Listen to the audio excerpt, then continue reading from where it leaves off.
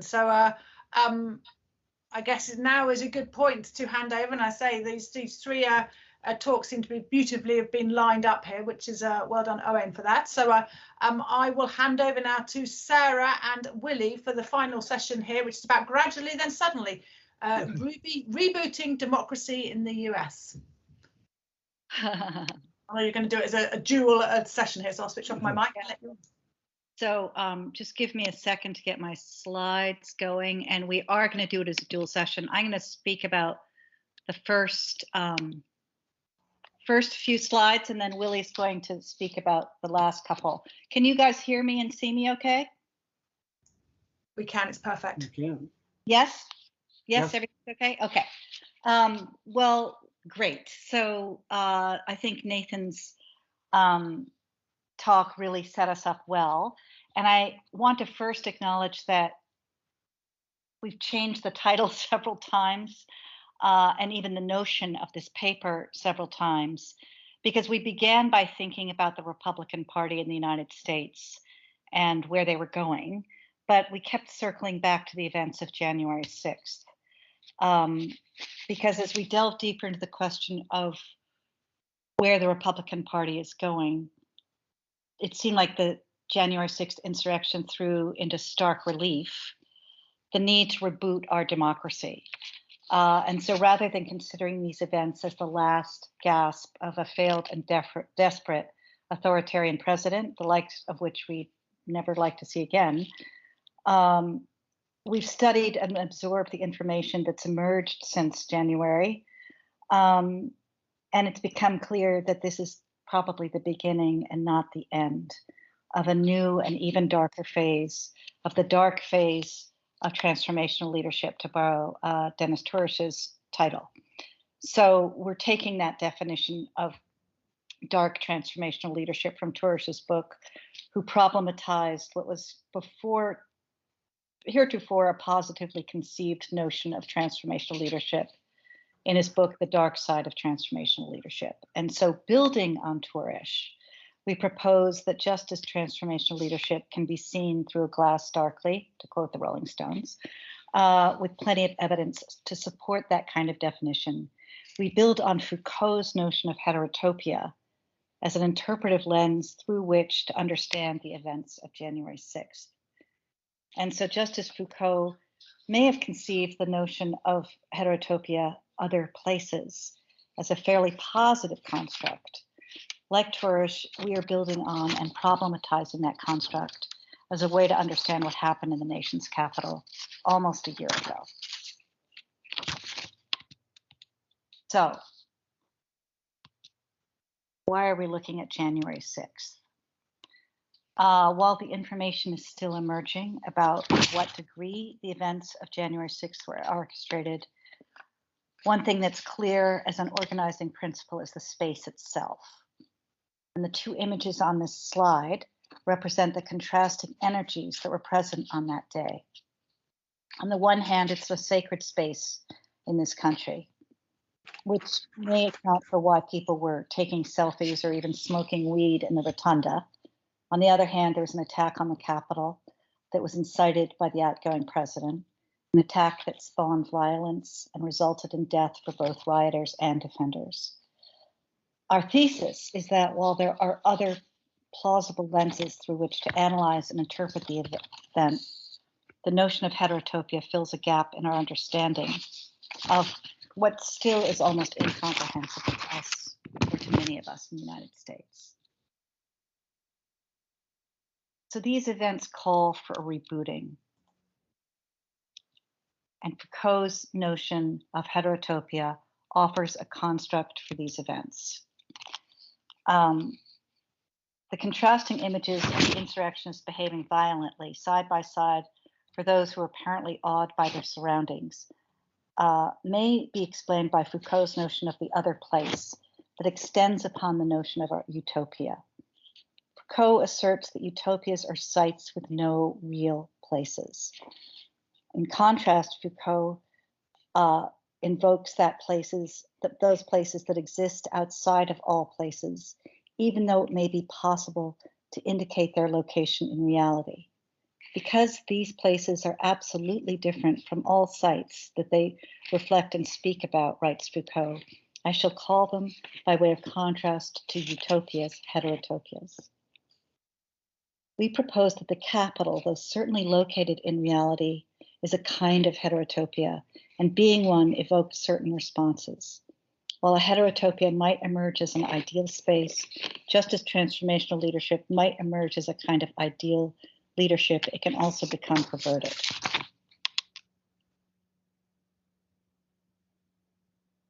So, as we said before, there are multiple lenses that can be used on the insurrection, used to interpret what happened during that insurrection. It can be viewed through the lens of psychology, in particular group psychology, structuralism, speaking of Foucault on space, and systems theory, which we'll speak to a little bit later in this presentation, specifically equifinality and multifinality.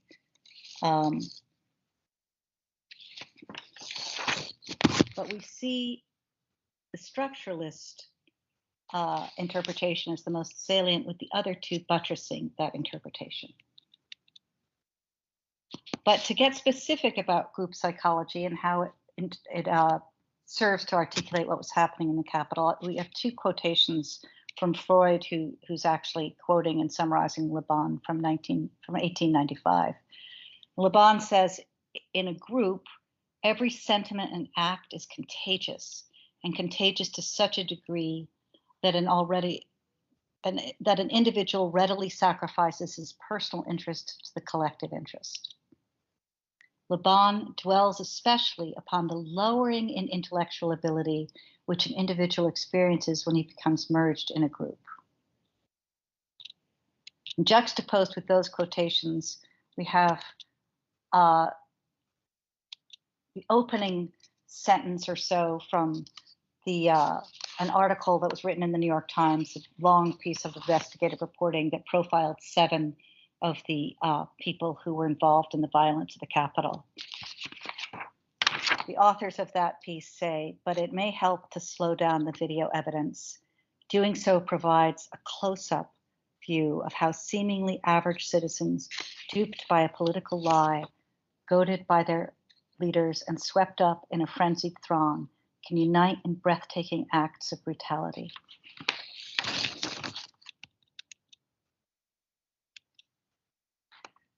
Going back to the dark side of transformational leadership, I'm going to summarize one of the key ideas from it in Torsh's book, the desire for a messiah type of figure when groups have fallen into despair lends itself also to the support for leaders with extreme views. And the behavior of those on the Capitol steps is explained here by people who have fallen into this kind of feeling. But we have to acknowledge that transforming leaders can be both good and bad. There are good transforming leaders, such as Greta Thunberg, who's transforming people's engagement with the climate crisis.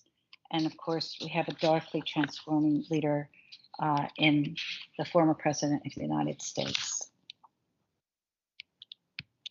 And moving into Foucault's thoughts on heterotopia,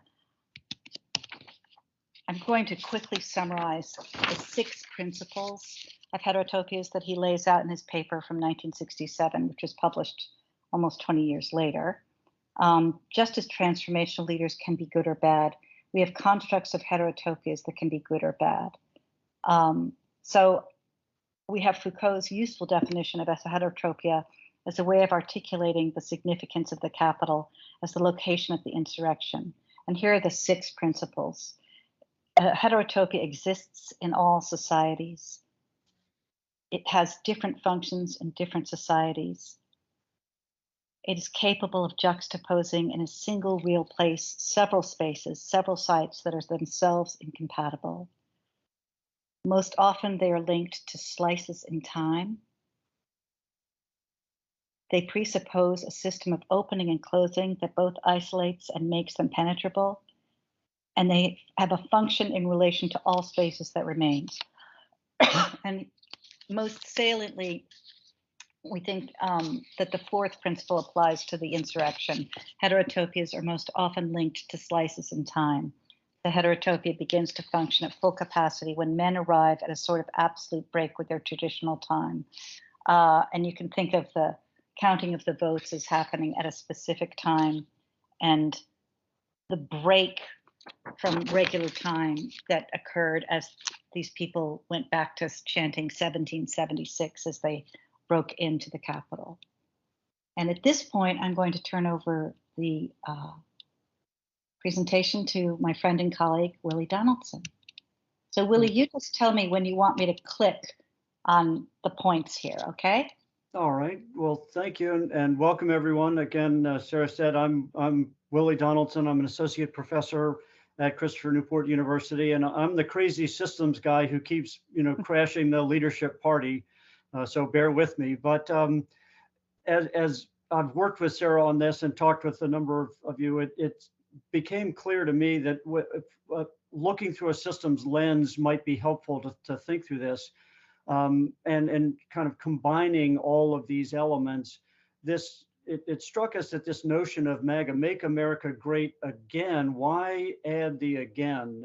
That implies that everything was terrific before. So it's this notion of President Trump's and a lot of the Republican Party grasping for this utopia that they think of this great America that used to be. Sarah, if you'd go ahead and advance the slides. And bringing in Foucault's idea of a utopia or a heterotopia is he points out that it's always there. It's just kind of the opposite of, or the photo negative of utopia. And so we're struck by this notion of the followers grasping for this leader, this transformational leader who, as Sarah mentioned, can be both good and bad. They're grasping for him or her because this notion of that utopia is slipping away, and they grab hold of this person who's going to bring them to this utopia and restore that lost promise. And then this notion of group psychology begins to just drive any real thought away and results in a blind loyalty and fixation and following orders, which gets into this notion of dark and transformational leadership. And then we really, sort of finishing it all off with Foucault's idea of that it's just not possible to disregard the intersection of time and space, but this is a particular time and space. A lot of the Republican response has been, well, people were breaking into stores in Kansas City, and that's the same thing. And our point is, no, it's not. A specific event at this particular time, when you are certifying the results of a democratic election in the heart of American democracy, that's a specific time and place. And this notion that, oh, this is just, some exuberant Republicans, out for a good time is just nonsense in our way of thinking about it. And so we think that that's important. And so if you go ahead and advance the slide, tying back into this notion of systems thinking and using the system, one of the concepts in systems thinking is this notion of multifinality and equifinality. The same elements of the system can be used to either come to an equal place, to have a final ending that is equal and fair for everyone, or it could go to different places. And classic example is the idea of opioid addiction. The same model, the same engine that produces the drugs and prescribes them can be beneficial for those who need them, also very detrimental for users who don't need them. And so, we sort of pose it that heterotopias represent this notion of multifinality, that the fear of the utopia slipping away causes people to start to drive the system in different directions. And we also propose that the goal, the purpose of the American political system is just profoundly broken, that both political parties have corrupted the goal, the equifinal goal of American democracy to being good governance, to one of just remaining in power. We would propose that the Republicans are particularly virulent in their approach to this. I don't know if any of you have worked with or read De Mesquita and Smith's wonderful treatise, the Dictator's Handbook, but it appears to us that the Republican Party is just following that prescription, just step by step as they start to disentangle, and leads us back to this notion that this isn't some odd random event. This is the beginning of, or the large manifestation of a trend that's been in place in the beginning of some very, very dangerous trends and continuing of trends in America that we think lead to this need to reboot towards an equifinal political structure that really does have as its purpose the notion of good governance, which by definition means compromise and accommodation, which is just not words we're seeing a lot in the American political establishment these days. So with that, we'll open it up for questions. Brilliant. Thank you very much, Sarah and Willie. I can see some round of applause coming up. I can see Al's got his camera on, but I'm not sure if that, up until now, we've used that as a guide. So you've got a question. I don't know if you've got a question, Al, or no. You just come say hello. Any questions? Okay, I don't know if because everybody is reluctant to ask a question, I'm going to be bold and ask a question. As somebody who is fascinated by what is happening across the Atlantic Ocean, my question is, what is the end game? I mean, where do you see the whole system going in 10, 20 years' time? Sarah, do you want me to go first? Well, as a systems theorist, one of the things I worry about is complex adaptive socio-technical systems collapse pretty spectacularly once they get past a limit. They're very resilient up to that limit. So I worry that if you look at our voting trends, very few people are participating. If you look at our social media trends, we're becoming more and more polarized. If you look at the sort of playbook that the Republicans are using in states, they're looking to just align and own the electoral college states. So I'm very worried for American democracy. Thomas Jefferson famously said, to have an effective democracy, you have to have educated and reasonable electorate, and it seems we are missing that. In the Dictator's Handbook, De Mesquita and Smith talk about that we do not have an electorate anymore in America. We have a selectorate, and that is there are chosen people through money politics and the electoral college so that a precious few are selecting who gets to lead and gets a voice in America today. And I think that's very, very troubling. Sarah? I'm going to swing back to something that was mentioned earlier in Antonio's presentation, which is the notion of a paradigm shift. And I'm just mentioning that because I perhaps didn't give enough emphasis to this at the beginning, which is that I'll speak as my own self, as an American citizen. These events are almost incomprehensible to me in terms of being a paradigm shift for how our country and our government operate. And so one of the reasons we're taking this kind of cut at the events is to kind of narrow it into a digestible interpretation. And that doesn't really answer your question, but I just wanted to add that kind of footnote to this whole presentation. I hope that contributes. Brilliant. Thank you, Sarah and Willie. And Nathan, can't really see you. You can see your hat, but you switched on your mic, so I presume you have a question. Oh, there you are. Too bright.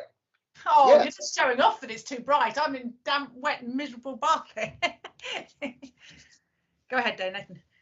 During this conference, we've had a number of people who spoke in favor of uprisings of different kinds, whether it's labor in response to management or populism or an Occupy movement, that there's a variety of speakers who are saying we need more groundswell of people getting involved and asserting themselves, because that's how we're going to achieve a better future. And I think you addressed this, but it wouldn't hurt to go back through this. How is this different when people are saying we're just asserting ourselves? Great question, and I'll respond first. I think you're absolutely right. And I had an interesting discussion with a friend who said, no, this is exactly what should happen in a democracy, is people rising up to overthrow. I think the challenge is when you go at the heart, and again, just my opinion, when you drive at the heart of our electoral system and say that the results are no longer valid and we're going to throw them over, that's where the problem becomes, Nathan. Yes, you should be up in arms and you should be upset with where you think, but at some point you have to subscribe to a rule of law, and our laws say if the election results were thus, then they must be certified. And when you challenge that presumption, I think that's where you get into trouble. Sarah?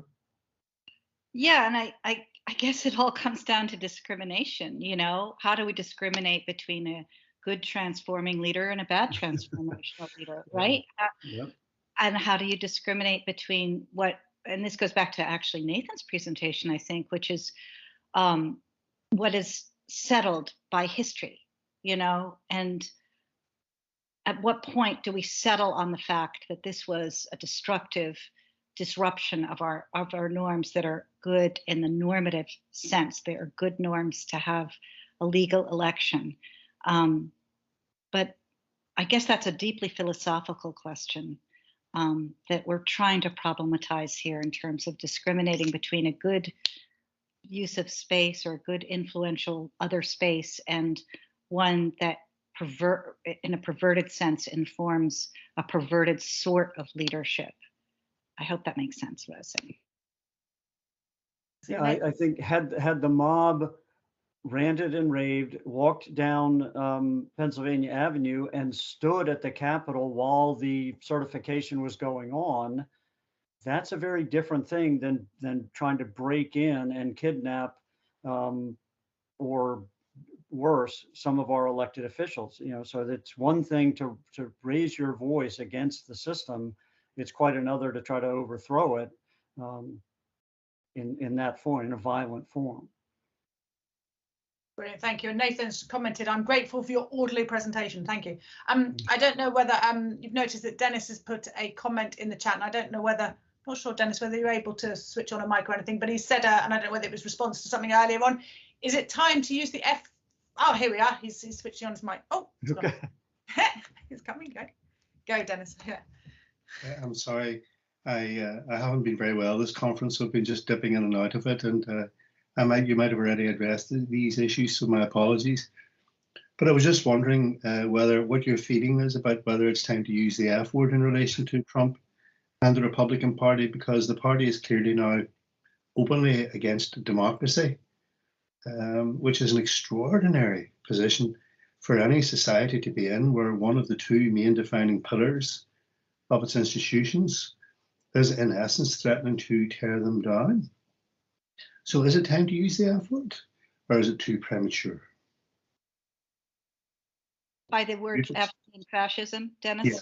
Yes. I wanted to make sure it wasn't Foucault or the other or other F words, exactly. I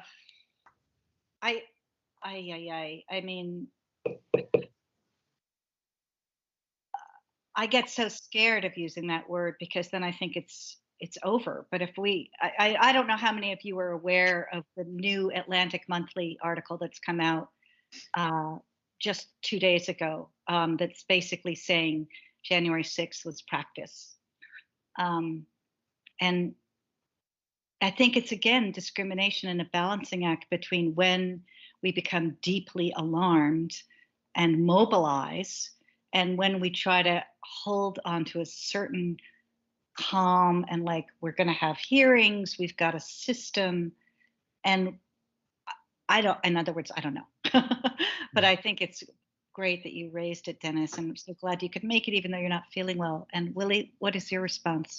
Well, Dennis, I think it's already being used by a number of people. And I think whether you use that term or another, it depends on where you fall philosophically, where your mental model is. I certainly believe we're on that very, very slippery slope. And I read the actions in trying to, reduce voting and reduce access to voting. And those worry me, and the ability to, the inability to address the electoral college. We've had two free elections that have been where we've not taken those results, and an old antiquated system of government has allowed a different outcome, and that's troubling. And we should, in my opinion, have an intelligent discussion about the system. But as we all know, we don't do that. We all retreat to our mental models and then blame everyone else in the system for the problems. Go on, Dennis, you got your hand up again. Yeah, a little follow-up, if I may. I have known many very cultured, sophisticated, intelligent Republicans in North America over the past decade or two, and people who value stability, the norms of the country, and so on. It can't be that all of them have suddenly become rabid neo-fascists, for a better word, even if the public face of the Republican Party has moved for obvious reasons in that direction. Are there significant numbers of Republicans there willing, able, even thinking about opposing this particular trend, or have they all just sort of disappeared into some kind of Trumpist mania in the past couple of years? Because that would be truly, truly scary. Yeah, it's a couple of things. One, Sarah mentions the Atlantic article, and they talk very clearly about the fact that the playbook that Trump used was brilliant to connect with people that have nothing in common with him. He connected with people that are relatively economically insecure. He is certainly very secure economically, but he connected with this whole group. And this is this disaffected mid in a normal distribution. And if you can energize it in a very close election, you can tip that grid. And then it gets back to our premise of the corruption of the American political purpose is to stay elected. And I think that's why so many moderate Republicans are staying quiet, is they want to play the game to get reelected. All the benefits of being reelected and staying in power are too great, and they're unwilling to give those up and to take on a cause that they know might put that at risk. That's my take, Sarah. I don't know about yours. I mean, I think the last best hope for the United States is that we have moderate Republicans who gain some power. I mean, I don't know where they are. But if I may, Willie, one of the reasons I wanted to work with Willie is that we're slightly different on the political spectrum, right? I mean, we are. And I think that partnership begins at home. And so if we can foster dialogue wherever possible, we have better chances. But I don't know. I don't know what the answer is. Yeah, and I think the rabid wing of the Democratic Party is to blame for a lot of the response in middle America as well. So there's plenty of blame to go around. It's not very helpful. It's just, it would be nice to get back to some sort of rational dialogue and political parties that actually had the purpose of good governance in America rather than staying in power. That's really interesting, by the way, what you both had to say. Thank you very much. Thank you. Nathan just had an answer as well. I'm going to hand over to Fidel afterwards to I think the same question about those moderate Republicans. And he said some fled the scenes until things blow over. Some thought they could steer this energy. Some have spoken out, E.G. Cheney. Many are simply horrified and fear the worst elements within their party.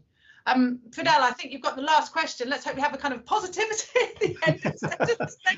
Otherwise, hopefully the last session of the day will zip us up again. But Fidel, no, I'm going to probably try to go back to the inner self of Willie and Sarah and ask a question.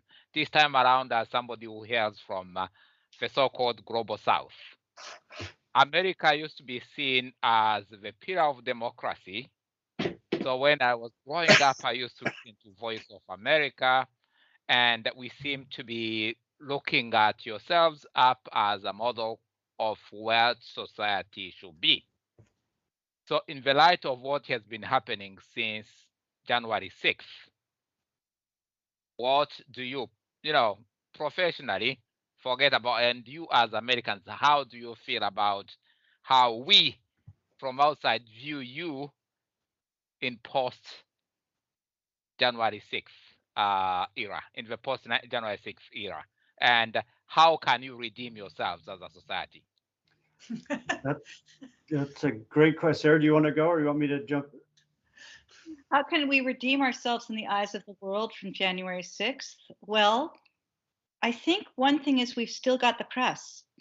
We've still got a free press. I think we have a very corrupt wing of the press, but I think we also have some honest press that's really trying to look at what's happening, and we're not censored yet. And so, in fact, there was even a piece on a podcast from the New York Times yesterday. I'm going to veering out a little bit, but I think this circles back to your point, which about the Steele dossier, which was the one of the pieces of the Russia investigation that happened in the early part of the Trump presidency. And this is reporters looking at the falsifications there and the fact that maybe the reporting wasn't that good and there was too much glomming onto it too swiftly to try and disgrace Trump. And that's honest reporting. And I think that's very, very important. So maybe it's the fourth estate that's going to save us. And that's what the rest of the world can look at, because there are other countries where that's not happening and where that is still happening in this country. So that's my response, and I hope it's helpful. Yeah, and mine would be, I think we need to live the values we talk about.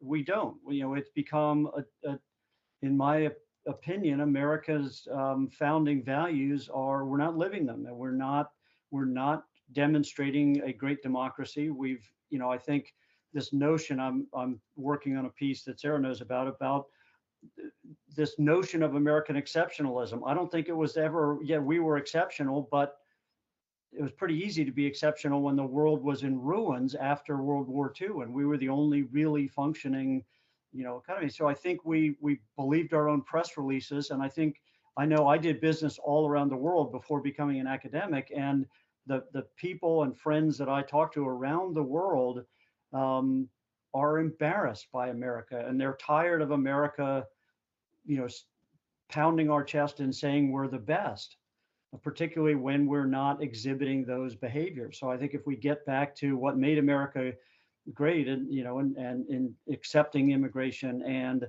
adapting and being a melting pot and being truly innovative and spreading democracy and supporting, the world would come back around and see that we're still here, we're still doing those things. I just think we're not doing a very good job in leading America today. We could talk forever about this, or talk along into the night or the rest of the day as it is for you. So, but thank you everyone. Thank you, Sarah and Willie, for this latest paper, also for Nathan and for Antonio for a fascinating and thought-provoking session. So we now have a 15-minute comfort break.